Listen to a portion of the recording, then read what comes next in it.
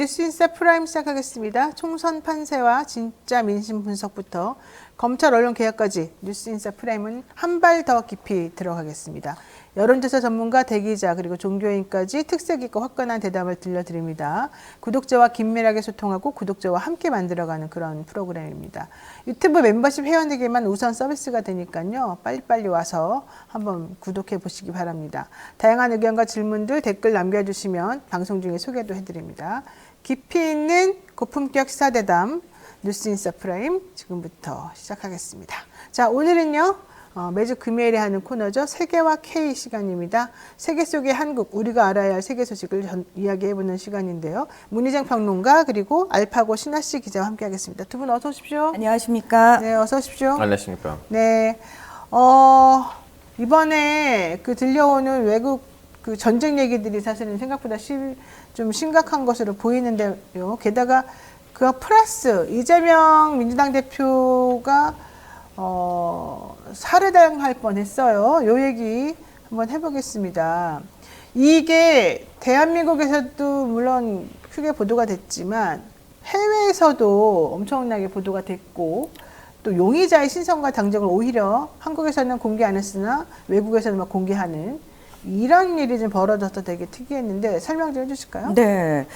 제가 그 외신 보도부터 좀 찾아보는 습관이 생긴 이유가 직업적인 이유도 있지만 더 이상 국내 언론을 신뢰할 수 없다. 그럼 여러분도 아마 다들 기억하시겠지만 그 사건이 딱 터진 그 순간 한국 언론들 헤드라인 보십시오. 이게 되게 충격적인 게 뭐냐면 동시에 외신들도 속보를 전했거든요. 근데 헤드라인이 거의 대동소이해요. 뭐 팩트 중심이에요. 한국의 야당 지도자가 기자들 앞에서 칼에 찔렸다. 이게 헤드라인이에요. 이거 외에는 없어요. 사실은. 이게 맞는 거죠. 대다수 외신들이 그렇게 쓰면서 이제 그 기사 안을 들어가 보면은 그 당시 정황들 그리고 그 이후에 이 대표가 병원으로 어떻게 후송이 됐고 그 다음에 그럼 이 상황이 벌어진 이유에 대해서 분석하는 내용들이 담겨 있거든요. 대체로 외신들은 그 시스템 안에서 기사를 쓰고 있는데 우리 언론들은 당시 아마 보시면 아시겠지만 제일 먼저 뭐가 나왔죠? 이 사람 민주당 지지자였더라. 말도 안 되는 얘기. 그 다음에 그 뒤로 아니 왜 헬기 특혜 주냐? 부산대 의대 홀대론? 그러니까 정말 상상치도 못하는 아니 엄청난 테러가 벌어졌는데 그 사안의 핵심에는 접근하지 않고 오히려 사람들을 다른 쪽으로 시선 돌리게 하는 그런 내용들이 엄청 많았단 말이죠. 그러면서 결국은 경찰이 뭐라고 그랬죠? 그 범인의 신상에 대해서 비공개한다.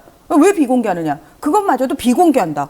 근데 이미 3일날 뉴욕타임스가 야당 지도자에 대한 칼부림 공격이 양극화된 한국 사회의 경각심을 불러일으켰다라는 제목의 기사에서 그러니까 이거 제목 자체가 사실 외신들은 굉장히 그냥 드라이하게 써요. 여기서 실명하고 2012년부터 아산에서 공인중개사 사무소를 운영했던 전직 공무원이다. 굉장히 자세하게 얘기를 합니다. 그리고 범행 당시 동영상도 그냥 그대로 보여줘요. 예, 올립니다.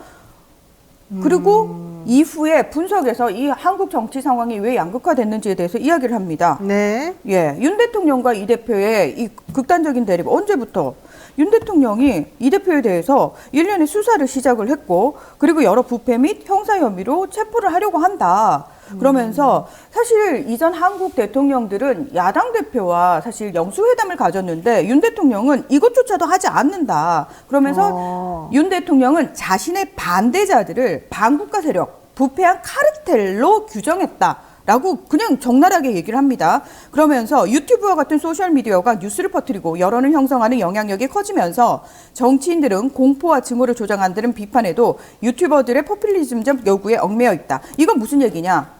이재명 대표 살인미수 사건과 관련해가지고 일부 극우 유튜버들이 퍼뜨리고 있는 정말 말도 안 되는 상황들에 대해서 기성 언론이 받았으면서 거기에 오히려 신뢰를 더하는 이런 상황이 벌어졌고요. 이것과 관련해서 여당 정치인들도 그런 거 아니야 라고 부안해동하는 모습에 대해서 우려를 했다라는 거죠. 네. 그러면서 이 대표 피습 사건은 정치적 및 군사적 폭력의 시대를 지나서 힘들게 민주주의를 확립한 한국에 큰 충격을 주고 있다라고 이야기를 하고 있습니다. 네. 어떻습니까? 그냥 이재명 대표 살인미수 사건과 관련해서는 이거 외에는 굳이 다뤄야 될 것들이 없습니다. 우리 언론이 그렇게 하루에도 수백 개씩 쏟아내는 그 말도 안 되는 얘기들이 굳이 한국 국민들을 혼란스럽게 하고 이 사안의 핵심 내용을 가리는데 이용될 필요가 없다라는 걸 적나라하게 보여주고 있다는 거죠. 그 알파고 씨가 보시기에 외신의 태도나 외신에서 얘기하고 있는 내용은 어떻게 보세요? 저는 선배님의 말에 일부러 동의하지만 일부도 좀 약간 살짝 동의하지 못하는 부분이 뭐냐면 외신한테는 한국이 그냥 뭐 20년 전에는 경제적으로는 세계의 이제 꼴찌였다가 지금 이제 꼴찌였다가? 경제적으로 그렇죠. 한국 전쟁 끝나자마자. 근데 지금은 거의 이제 10대 탑10 안에 들어가려고 하는, 그리고 민주주의나 아니면 언론의 자유 수치로 아니면 그 법적 주의 수치로도 지금 훨씬 급상승하는 나라인데 네. 이런 나라에서 이거 왜 일어났냐라는 그 충격에서는 그 기사가 너무 드라이가 쓰이겠죠. 근데 이제 결론적으로 이 사건이 이 사회의 사건이다 보니까 여기 있는 언론들이 조금 더 한층 밑으로 내려갈 수가 있어요. 왜냐하면 자기네 나라의 사건이니까. 네. 그리고 뭐라고 해야 되나? 물론 이제 나름 그쪽에서도 이유가 있겠지만 일반 시민 눈에서도 이제 왜 부산에서 안 하고 왜 이거 뭐라고 해야 되나? 서울에서까지 이송했다는 것도 시민이 충분히 궁금해할 수 있는 질문이니까 네. 언론 여기에다가 답변을 해야 되는데 이제 여기서 중요한 거 뭐냐면 이미 지금 우리 사회가 이렇게 양극화가 됐기 때문에 결론적으로 이재명 대표는 이렇게 공격을 당한 거잖아요. 네. 근데 우리가 놓치는 거 뭐냐면 이거 일종의 당첨이었어요. 충분히 한 비대위원장도 당할 수가 있었어요. 왜냐하면 너무나 많이 서로 싫어했기 때문에 우리 이 대표는 그냥 뭐 눈이 운이 나빠서 좀 약간 당한 거고, 예전에도 박근혜 대통령도 당한 적이 있었잖아요. 이거는 사회가 분열되면 이 분노가 진보 보수 어디서 튀어나올 수가 있어요. 우리 집에 집중을 넣어야 되는 거는 사회가 전반적으로 너무나 이제 양극화가 됐는데 우리 언론으로서 우리는 이 양극화를 어느 정도 좀 약간 가라앉을 수 있는지에다가 좀 집중을 해야 된다고 생각해요. 개인적인 생각이에요. 그러니까 기본적으로 이게 양극화 때문에 벌어진 일인 것 같고 어쩔 수 없는 부분이 있다. 이렇게 지금 보시는 거죠? 어쩔 수 없는 부분이 있다는 말이 너무나 좀 약간 웬만큼 의미를 갖다 놓을 수 있는 말이니까 좀 약간 그 부분을 자르고 그 앞에 있는 걸로 가겠습니다. 좋습니다. 자, 그러면 우리나라는 지금 신원 공개에 대해서 이렇게 좀 되게 이상한 기준으로 서로 어떤 건 공개하고 어떤 건 공개하지 않아서 좀 비난을 많이 받고 있는데, 외국에서는 일관적으로 그냥 다 공개해버리는 그렇죠. 그런 시스템이에요. 네, 예를 들어서 이제 뭐 피해자의 경우에는 본인이 원하는지 원하지 않는지에 따라서, 또는 미성년자 피해자의 경우에서는 절대 공개하지 않거든요. 네. 그러나 가해자에 대해서는 바로 곧바로 공개를 합니다. 뭐냐면은 이 사안 자체의 중대성을 봤을 때 모반 범죄라든지 또는 그 다른 그 사람들에게 미칠 수 있는 영향, 그리고 무엇보다 다시는 이런 사안들이 되풀이되지 않도록 하는데 중점을 두기 때문에 공개를 하는 거거든요. 저는 국제뉴스에서 굉장히 그 테러범들과 관련해서 즉각적으로 그 신원이 공개되는 거 워낙 많이 봤어요. 그런데 양극화된 상황에서 지금 어느 누구에 대한 정치적 공격이 있을 수 있었다라고 얘기하십니다만, 저는 이거는 대한민국이라는 곳에서는 있어서는 안 되는 거에서 출발을 해야 된다고 생각을 하거든요. 그런데 한국 언론이 너무나 이 부분과 관련해서 아무렇지도 않게 무마시켜 버리는 식의 어떤 마사지를 했다라고 저는 생각을 해요. 의도를 가지고. 그리고 이렇게 분열된 상황이 오기까지 한국 언론은 무슨 역할을 했느냐? 저는 오히려 부추겼다라고 생각을 하거든요. 윤석열 정부가 끊임없이 국민들 간의 대립과 갈등을 조장하는 거에 대해서 비판 기사 제대로 언론들이 냈습니까? 한 목소리로 비판했습니까? 대통령이 이런 식으로 가면 안 된다고 얘기한 적이 있습니까? 절대 하지 않았습니다. 네. 결국은 우리가 왜 그 얘기 하잖아요. 미국에서 트럼프 대통령이 나온 거에 가장 큰 폐해가 뭐다? 차별과 혐오를 공식화했다는 거잖아요. 그렇죠. 미국의 대통령도 하는데 왜 그게 안 돼? 라고 사람들이 생각하게 만들었다는 거잖아요. 저는 윤석열 정부의 가장 큰 잘못이 뭐냐면은 대통령이 앞장서서 국민을 가르고 이건 반국가 세력이고 이거는 말이 안 되는 거고 무조건 카르텔이라고 규정 지어버리면서 내가 가만히 내버려두지 않겠다라는 식으로 얘기한다라는 것 자체. 사실 대통령에게 국민은 통합의 대상이지 갈라치기 해가지고 자, 내 편 먹으면은 우리 국민이고 내 편 안 먹으면은 카르텔입니까? 부패의 카르텔입니까? 이것 자체가 계속해서 노출된다라고, 그리고 이거에 대해서 언론들이 전혀 문제 제기를 하지 않는다는 것 자체가 사실은 우리 사회의 정치적 양극화를 더 심화시키고 있고 거기에 언론이 부안해동하고 있고 오히려 앞장서서 부추긴 면이 있다. 그 부분을 저는 굉장히 이 사건을 통해서 얘기를 하고 싶은 겁니다. 알겠습니다. 자, 가자지구 전쟁이 석 달 넘게 이어지면서 확전 우려가 지금 커지고 있습니다. 토니 블링컨 국무장관 한 3개월 동안 이스라엘을 방문했지만 결국 소득 없이 이스라엘이 너무 말을 안 듣는다 막 이런 얘기까지 하면서 그리고 너무 세게 나간다 이러면서 지금 사실은 전 세계적으로 비난도 많이 받고 있고 그런 상황이긴 하거든요. 알파고 씨가 보기에 지금 이스라엘은 왜 이러는 거고 전쟁 확전 우려에 대해서는 어떻게 봐야 될까요? 일단은 우리는 왜 이스라엘 말을 안 듣는다는 얘기 어디서부터 나온 거냐면 이제 기자회견을 이제 둘이 만나고 난 다음 기자회견을 해야 되잖아요. 그걸 안 했어요. 그걸 안 했던 이유가 뭐냐면 좀 동의하는 서로가 동의하는 무슨 내용이 안 나왔다는 얘기인데 그것 때문에 이제 이스라엘하고 지금 미국 사이에는 엄청난 갈등이 있다는 신호예요. 이거는 이것도 우리가 얘기한 거 아니고 제일 먼저 그 기사를 낸 거는 이스라엘에 있는 채널 12인가 13인가 네. 좀 이스라엘 방송국이었어요. 그렇다면 왜 미국하고 이스라엘 사이에는 이렇게 갈등이 생기냐면요. 결론적으로 지금 물론 뭐 이스라엘 측에 있는 숫자들도 다르니까 이스라엘 대사관도 저한테 연락을 했는데 가자 보건부에 나온 숫자들 지금 서양 언론에서도 쓰이니까 제가 어쩔 수 없이 지금 가자 보건부에 나오는 숫자들 쓰이긴 한데요. 23,000명이 죽었습니다. 시민. 아이고. 23,000명 중에서는 10,000명이 아이예요. 어린이. 네, 어린이. 그리고 한 7,000~8,000명도 이제 여성이거든요. 그러다 보니까 지금 성방을 하마스가 날린데도 너무 신기한 현상이에요. 전 세계에서 다들 팔레스타인 편이에요. 보통 거꾸로였거든요. 거꾸로였죠. 예전에는 이스라엘 성방을 날리고 그리고 이제 여론이 이스라엘 편이었는데 지금 거꾸로 됐어요. 그러다 보니 미국이 그걸 이제 느끼죠. 왜냐하면 지금 후티 반군이랑 싸워야 됐는데 보통 이럴 때는 서양에 있는 동맹국들이 바로 배를 한쪽이라도 보냈어야 됐는데 그렇죠. 지금 후티 반군이랑 싸울 나라를 못 찾아요. 그래서 미국이 이걸 빨리 끝내야 된다고 생각했겠죠. 근데 이스라엘은 지금 역대급 우파 정권이 들어왔어요. 우리는 이제 나타냐후한테 우리는 우파다라고 하는데 나타냐후 그나마 거기서 중간이고 나타냐후보다 훨씬 더 우파 애들이 지금 내각에 있는데 그분들 보기에는 아니 이왕 이 정도로 욕을 먹고 이왕 이 정도로 난리가 친 상황이라면 그러면 제대로 좀 약간 재고를 하자. 어차피 우린 지금 욕 먹고 있고 어차피 우리는 뭐래도 소용이 없는데 그러면 하마스 플러스 거기에다가 세트로 헤즈볼라까지 좀 약간 재고하자. 이런 상황이긴 한데 그것 때문에 지금 서로 의견이 맞진 않는 거예요.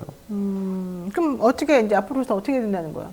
저는 의견이 안 맞으니까. 의견이 안 맞지만 공식적으로 공개적으로 미국이 이스라엘을 비판할 수가 없어요.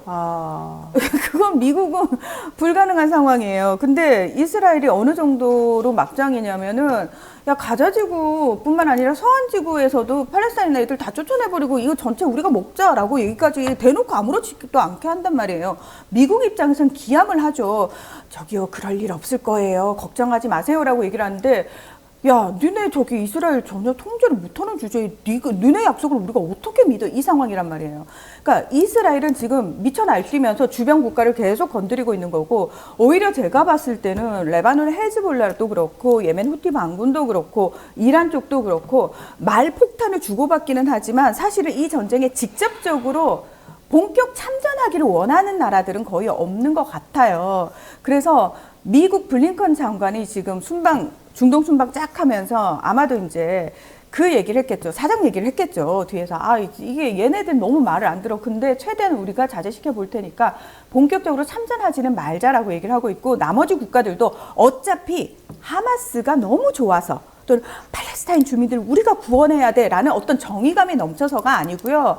자신들의 이익에 따라서 이해관계에 따라서 적절하게 주고받는 수준으로 지금 들어오고 있단 말이에요. 그래서 확정까지는 되지 않을 건데 지금 요거 두고 지금 이스라엘 문제가 심각해질 게 뭐냐면 이스라엘 내부에 극우 성향의 인구 비율이 점점 증가하고 있다는 게 사실은 문제입니다.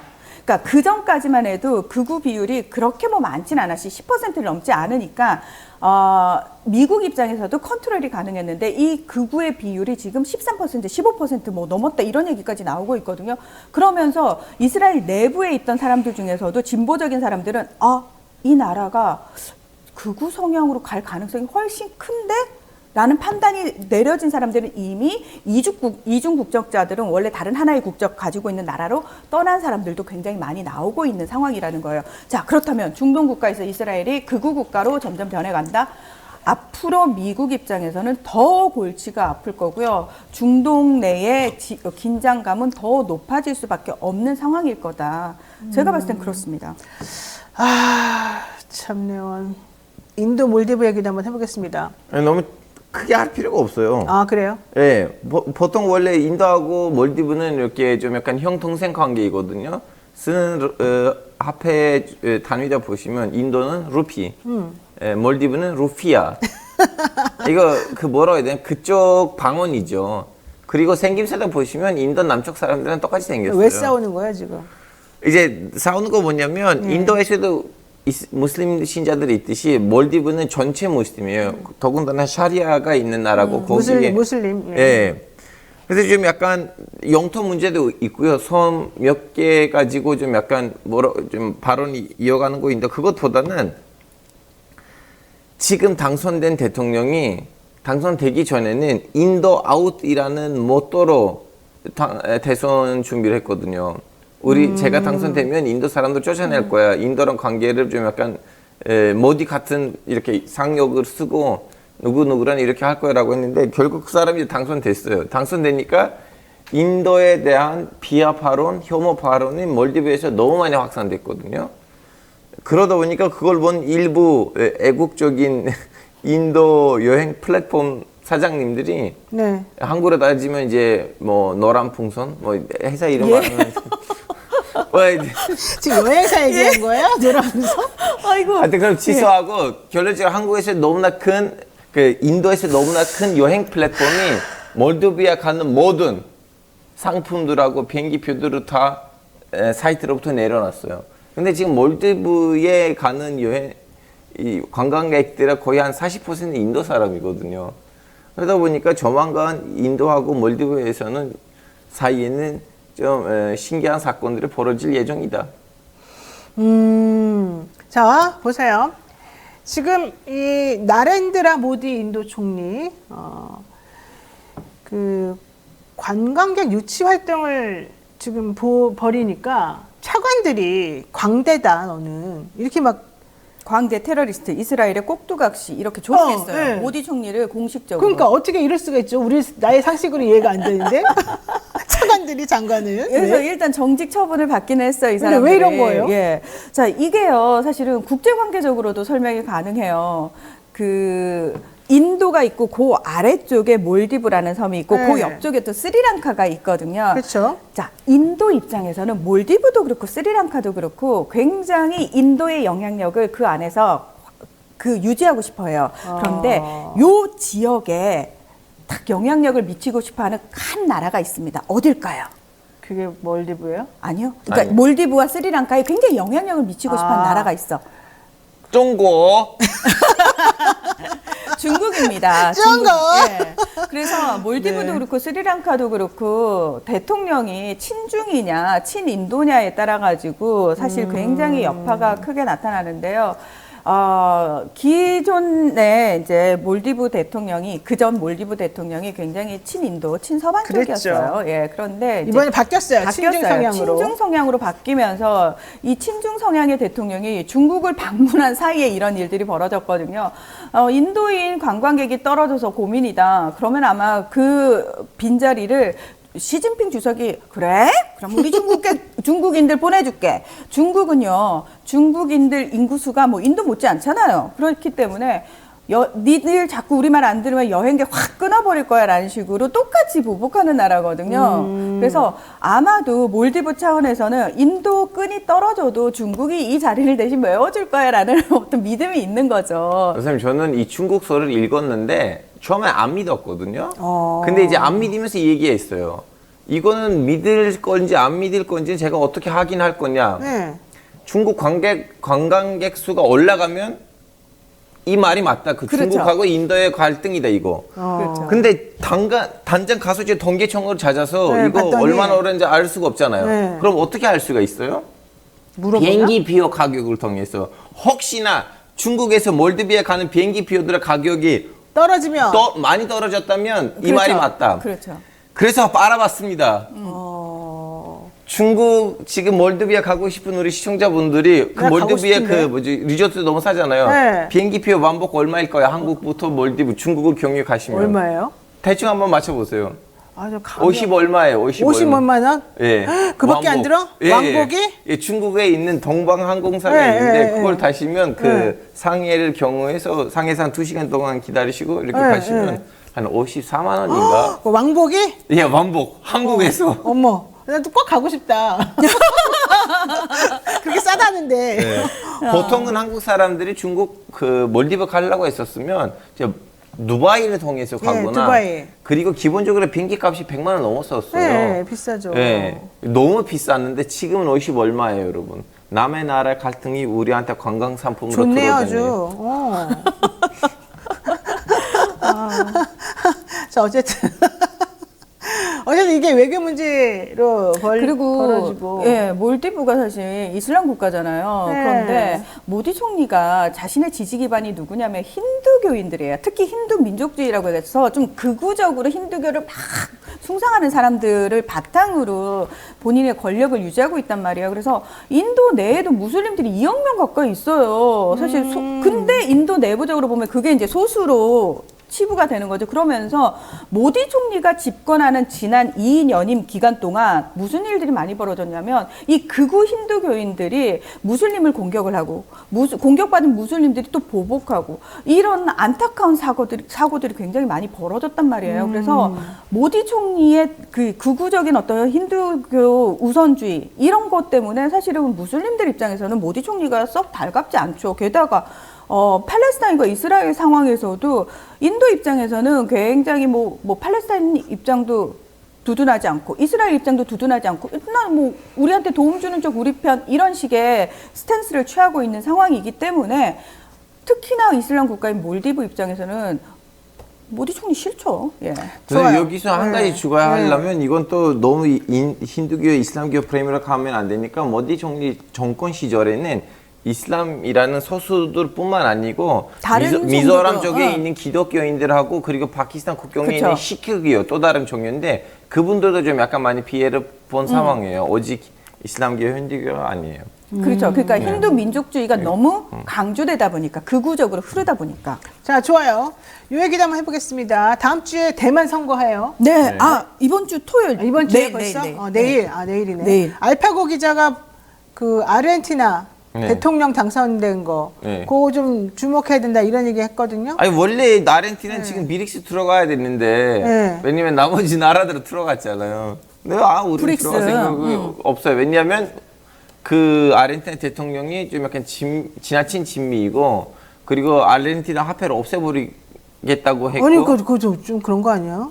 뭐 그럴 수도 있어요. 나라 화폐가 그렇게 효지 저각이 되면 그런 사례들이 있어요. 짐바브웨 예전에 화폐를 기억하시면 0이 얼마나 많았는데요. 그분들이 중간에는 짐바브웨 파운드를 없애버리고 좀 당분간 미국 달러를 쓰다가 다시 한번 이제 최근에 와서 짐바브웨 파운드를 짓기가 시작했는데 충분히 가능한 일이긴 한데 이제 밀레 대통령은 아마 남미에서는 이 정도로 극단적인 사람의 투표를 통해서 당선된 적이는 뭐 보수적에서 없는 것 같았는데 좀 아르헨티나에서 어떤 변화들이 일 건지는 너무 궁금하죠 우리가. 하비에르 밀레이. 예, 이 사람 사실 이 트럼프 같은 사람 아닌가? 맞아요. 맞는데 되게 트럼프는 트럼프는 그래도 미국 우선주의잖아요. 네. 근데 이 사람이 과연 아르헨티나를 정말 사랑하는 사람인지는 좀 의문인 게 뭐냐면 어떻게 이렇게 극단적? 이 사람은 뭐냐면 저기 출산휴가 같은 거 다 없애버려. 야, 정부부터 일도 안 하는데 야 반으로 확 줄여버려. 그리고 결혼 안 했거든요. 자기 동생을 비서실장으로 임명을 했어요. 근데 동생이 거의 여동생이 거의 뒤에서 부인처럼 모든 걸다 하죠? 실세란 얘기가 나올 정도로 말도 안 되는 상황들을 얘기를 하는데 우리 생각에는 아니 이런 미친놈을 누가 대통령으로 뽑아요 하는데 아르헨티나 사람들이 55% 이상 좋아하잖아요. 네. 왜 뽑았냐면 근데 중요한 건 이 사람이 뽑히고 나서 의회를 통해 가지고 의회 정치를 해야 되는데 시행령 정치를 하고 있어요. 우리랑 똑같네. 네. 그래서 이 사람에 대한 지금 반정부 시위가 대규모로 벌써부터 벌어지고 있는 상황이고요. 그럼 아르헨티나는 왜 이런 선택을 했나요? 기존에 경제 위기가 너무 심각하고 사람들이 먹고 살기 너무 힘드니까 기성 정치인에 대한 불만들이 많았단 말이에요. 그래서 이쪽을 뽑아도 안 되고 저쪽을 뽑아도 안 되니까 그럼 이 미친놈을 한번 뽑아볼까? 근데 뽑아놓고는 또 이제 짜증내고 있어요. 그렇습니다. 네. 예. 그러니까 여러분 아무리 짜증이 나더라도 투표를 이렇게 제대로 해야 된다. 예, 충동적으로 하면 큰일 납니다. 그럼 그분의 말이 이거였어요. 그 장기 매매는 자본주의의 결과물이니까 왜 막아요? 그러니까 미친 것 같아요. 내가 그리고 봤을 때. 아기 없는 집에 아기 팔아. 니들 가난한데 아기라도 팔아야지라는 얘기까지 했어요. 그러니까 말도 안 되는 생각을 가진 사람이에요. 어쨌든 그런 사람을 뽑아놓고 이제 또 좀 후회하는 듯한 느낌이 좀 납니다. 맞습니다. 자, 그러면 대만. 뭐 이미 아르헨티나는 선거 끝났고 대만. 네. 대만 어떻게 됩니까? 대만. 자, 일단 지금 현재 집권을 하고 있는 민주진보당, 민진당의 라이칭더 후보가 앞서고는 있는데 깜깜이 기간이잖아요. 열흘 정도 깜깜이 기간 동안 지금 사실 알 수가 없는 상황이고 국민당, 우리는 이제 국민당으로 알고 있는데 원래 정식 명칭이 중국 국민당이에요. 중국 본토에서 대만으로 장제스가 살짝 피난을 오면서 그 국민당이 지금까지 남아있는 거거든요. 그래서 민진당 같은 경우에는 대만 독립 또는 현상 유지, 중국과 합쳐질 수 없어라고 하지만 중국 국민당 같은 경우에는 통일을 얘기하는데 여기서 헷갈리면 안 돼요.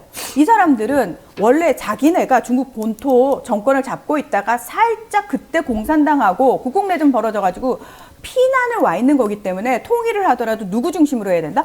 국민당 중심으로 해야 된다라고 얘기를 하는 사람들이에요. 근데 여기에 한 명이 더 끼어 있습니다. 민중당이라고 해서 어머 이꼴 저꼴 다 보기 싫은 사람들 여기 모여라라고 해서 지금 이 사람이 커먼저라는 사람인데 중요한 거는 이 사람이 2030 MZ세대. 저희는 중국하고 관계 잘 모르겠고요. 먹고 사는 거. 그다음에 청년 실업률 워낙 높으니까 이거 좀 해결해 줄 수 있는 사람. 그리고 우리 청년들의 얘기를 좀 많이 들어주고 우리 방식으로 소통하는 사람. 이 커먼저 후보가 지금 SNS 팔로워 수도 110만 명이 넘어가고 그리고 MZ 세대들하고 소통 많이 한다라고 얘기를 하고 있는데 사실은 대만에 있어서 가장 중요한 문제는 뭐냐면 양안 관계거든요. 중국과의 관계를 어떻게 할 것이냐. 그래서 민진당 후보가 총통이 되면은 중국이 더 군사적 위협을 강화할 것이다. 그리고 국민당 후보가 총통이 되면은 중국과의 관계가 좋아질 것이다라고 얘기를 하는데 어차피 중국은 대만 통일을 역사적 필연이라고 얘기를 하고 있는 상황이기 때문에 제가 봤을 때는 대만인들의 입장에서는 야 일국양제고 하나의 중국이고 우리 홍콩처럼 홍콩의 중국화 바로 국가보안법 제정돼가지고 홍콩처럼 될 수도 있어라는 위기감이 아직은 더 팽배하다. 어쨌든 이 사람들은 의사 출신들이네요. 두 명이. 네, 두 명이 의사 출신입니다. 자, 오늘 여기까지 해야 될 것 같습니다. 그 알파고 씨한테는 마지막으로 하나만 여쭤보고 네. 끝낼게요. 우리나라에 어떤 영향을 미치겠습니까? 이거요? 네. 엄청 많은 영향이에요. 그러니까 그 어떤 식으로 구체적으로? 그다음에 이거 지금 중국이랑 전쟁 위기로 넘어가면 지금 3만 명 가까이 미군이 있는 한국이 이러한 그 전쟁석에서는 완전히 독립적으로 움직일 수 있을까 모르겠어요. 그래서 뭐라고 해야 되나? 그 한국 사람들이 주로 원하는 거 뭐냐면 중동의 전쟁이 없었으면 좋겠어요. 왜냐면 네. 중동의 전쟁이 없어야지 미국이 여기 동양에다가 집중을 하고 미국이 동양에다가 집중을 하면 중국도 좀 약간 가만히 있을 거고 그러면 문제가 없을 텐데 미국이 자꾸 중동에 있고 중동에서 이스라엘이냐 하마스이고 하다 보니까 여기서 무슨 문제가 터지면 그럼 한국이 피해를 보는 거예요. 네. 지금 사실은 우크라이나랑 러시아 전쟁도 계속 지금 그러고 거의 끝나가고 있어요. 끝나가고 있는 줄 알았는데 또 지금 또 좀 살아나는 거 아니에요? 그래갖고 또 유가도 지금 다시 올라가고 막 그러고 있는데. 어쨌든 북한이 지금 이렇게 큰 정말 소리 빵빵 치는 이유가 짜증나요. 뭐겠습니까? 네. 미국이 신경 못 쓴다는 걸 아는 거죠. 그렇죠. 네, 오늘 말씀 여기까지 듣겠습니다. 지금까지 문희장 평론가 그리고 알파고 기자 얘기 나눠봤습니다. 고맙습니다. 고맙습니다. 안녕히 계세요.